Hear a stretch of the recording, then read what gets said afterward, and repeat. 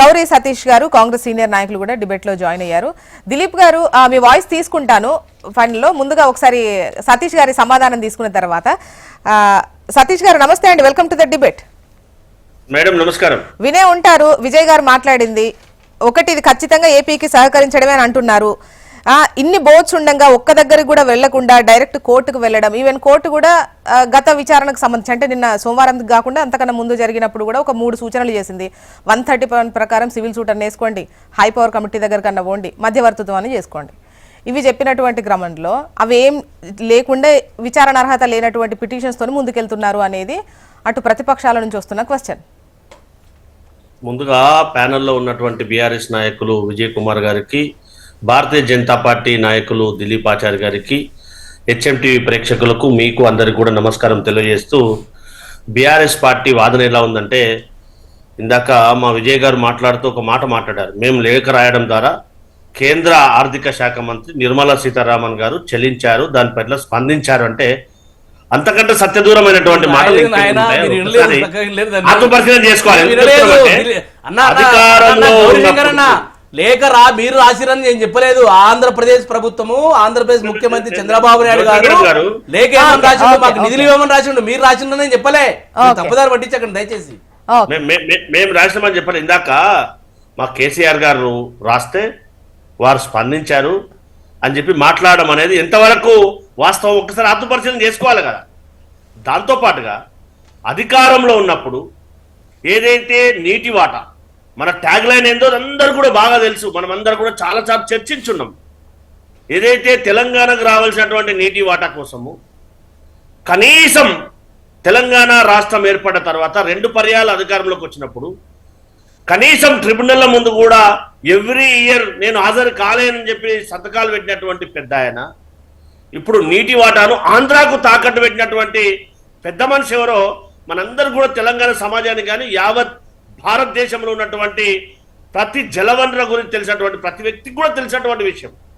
అది కాదు ఇప్పుడు మేము వితండవాదం చేస్తాం, మేము తొండికెట్టుకుంటామనంటే సమాజం అంతా కూడా ఆలోచన చేస్తుంది, మనం వాస్తవాన్ని గ్రహించాలి. కానీ కాంగ్రెస్ పార్టీ ప్రజాప్రభుత్వం తెలంగాణ రాష్ట్రానికి రావాల్సినటువంటి నీటి వాటా కోసం ఏదైతే బ్రిజేష్ కుమార్ ట్రిబ్యునల్ ఉందో, ఏదైతే 21 సంవత్సరాలు అవుతా ఉంది.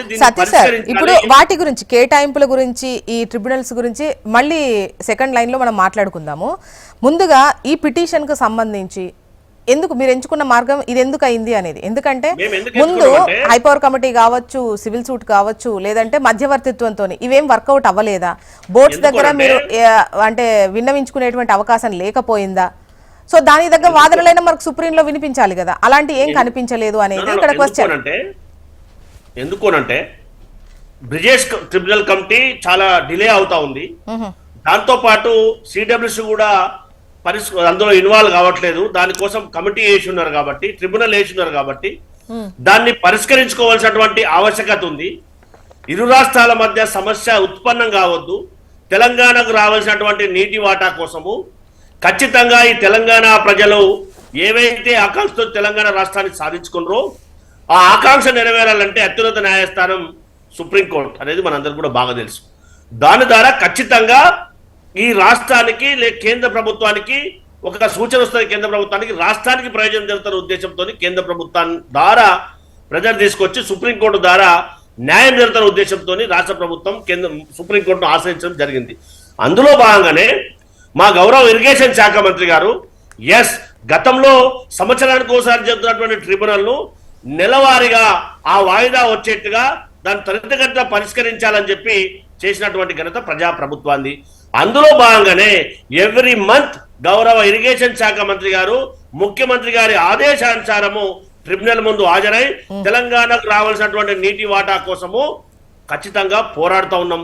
ఖచ్చితంగా దాన్ని ఏదైతే గత ప్రభుత్వం తాకట్టు పెట్టిందో ఆ తాకట్టును విడిపించి తెలంగాణ రాష్ట్రానికి నీటి వాటాను సాధిస్తాం. అందులో ఎలాంటి అనుమానం లేదు.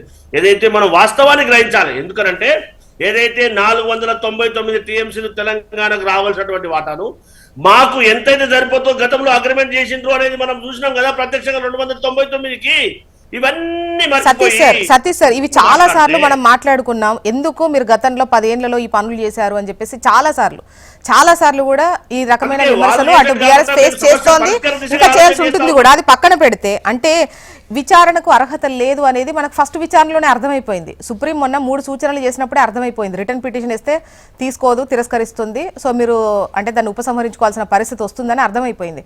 అయినా కూడా అది వేసేందుకు ఎందుకు మొగ్గు చూపుతున్నట్టు, ఇతర మార్గాలను ఎందుకు చూడట్లేదు అనేదే ఇక్కడ క్వశ్చన్.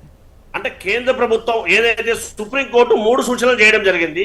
ఒకటి, ట్రిబ్యునల్ ద్వారా పరిష్కారం చేసుకోండి, లేదా సిడబ్ల్యూసిని ఆశ్రయించి దాన్ని పరిష్కార దిశగా ఆలోచన చేయండి 3 రాష్ట్రాలు కూర్చొని, లేదా 2 రాష్ట్రాల మధ్య ఉన్నటువంటి ప్రభుత్వ పెద్దలు ఎవరైతుండ్రో దాన్ని పరిష్కార దిశగా ఆలోచన చేయండి అని చెప్పినటువంటి అంశం.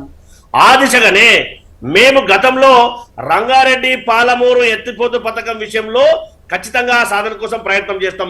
రాయలసీమ లిఫ్ట్ ఇరిగేషన్ విషయంలో గతంలో అధికారంలో ఉన్నటువంటి చేసినటువంటి అన్యాయాన్ని ఎదుర్కొని ఖచ్చితంగా దాన్ని ఆపడానికి శాయశక్తుల ప్రయత్నం చేసి దాన్ని ఏ విధంగా ఆపాము, ప్రత్యక్షంగా కనీసం దాన్ని ఏ విధంగా ఆపి తెలంగాణకు జరిగినటువంటి నష్టం గతంలో జరిగిందో దాన్ని ఆపగలిగామా లేదో ప్రత్యక్షంగా అందరం చూసినటువంటి పరిస్థితి కదా.